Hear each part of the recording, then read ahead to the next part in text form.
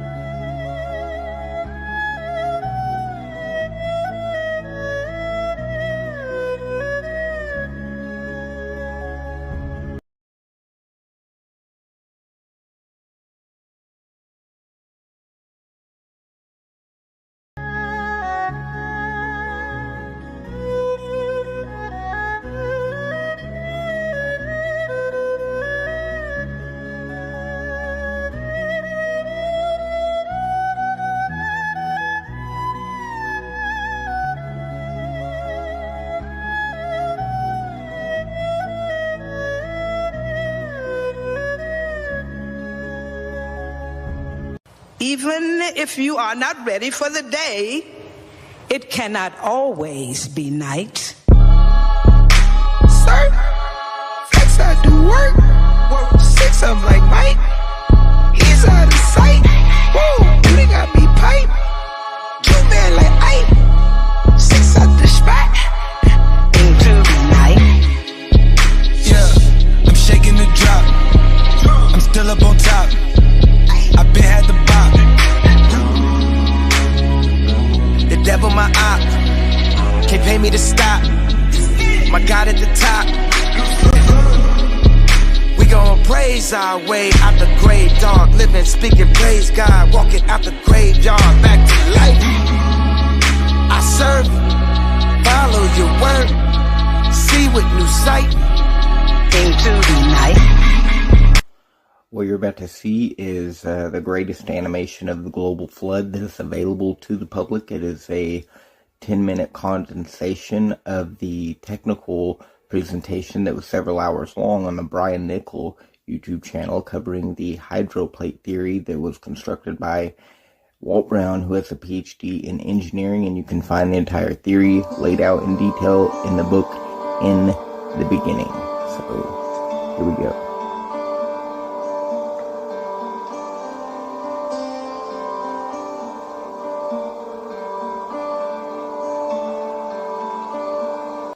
According to the hydroplate theory, most of the Earth's water that is on the surface today was under the crust of the Earth, and at the time of the flood it all erupted and it shot out, which is what the Bible refers to as the fountains of the great deep opening up.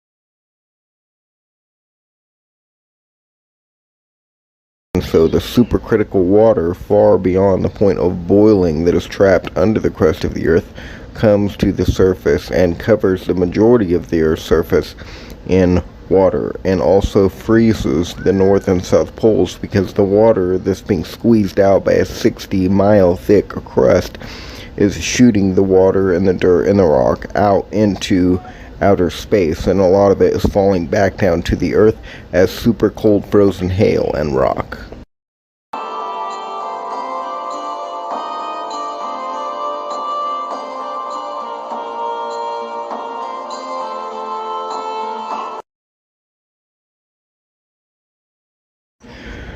The first part of the flood is 40 days and 40 nights of rain, and then for another 110 days afterwards, the mud and the rock and the water from under the crust of the earth is being squeezed out.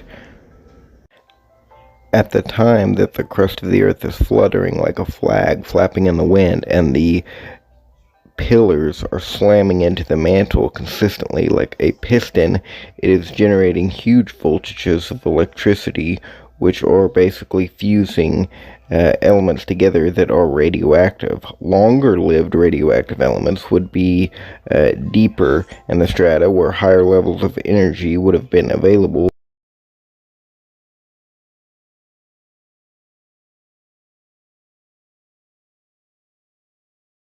And lower, short-lived, lighter radioactive elements will be present near the surface, where the least amount of energy would be available at the time of the flood.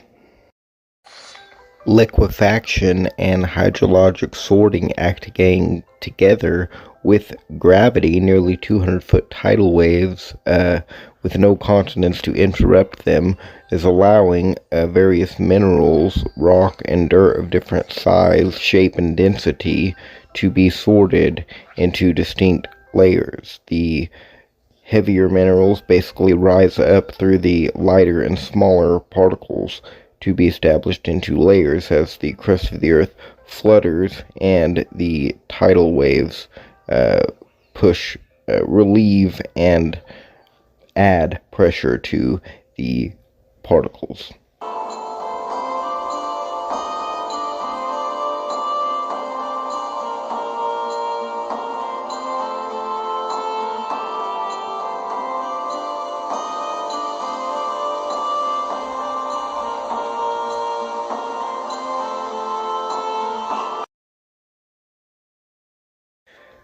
The end of the flood is caused by the mantle rising up from under the crust of the earth because pressure has been relieved, allowing it to catastrophically spring upward, and this will force the continental plates out. They will slide off, run out of lubrication, compress, buckle, and form the modern mountain ranges.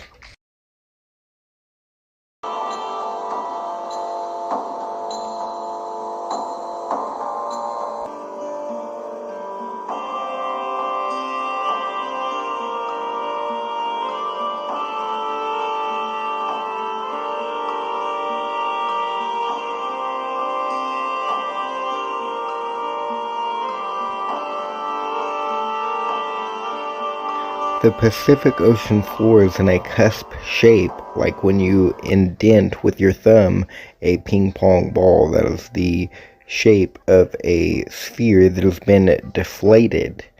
And if you dig in the Pacific Ocean, you'll actually end up on the other side in the Atlantic, which is exactly where the mantle initially catastrophically was sprung upward and forced the continental plates out. And so the upward movement of the mantle caused it to expand, and this is causing the adjacent side of the earth to actually sink.